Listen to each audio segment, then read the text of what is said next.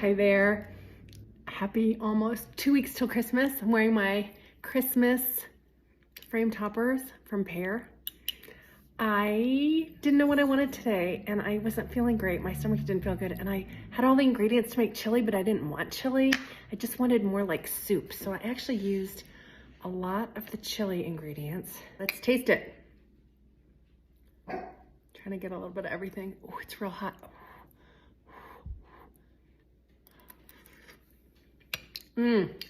Perfect. Exactly what I was hoping for. I'll show you how I made it. Let's start by blitzing 1½ onions, 3 stalks of celery, 5 cloves of garlic, and 2 carrots in the food processor. You could chop all the veggies with a knife, but I was in a hurry. Heat a large pot over medium-high heat, add some olive oil, and cook the veggies for about 5 minutes. Then add a pound of ground beef to the pot and cook it until it's no longer pink.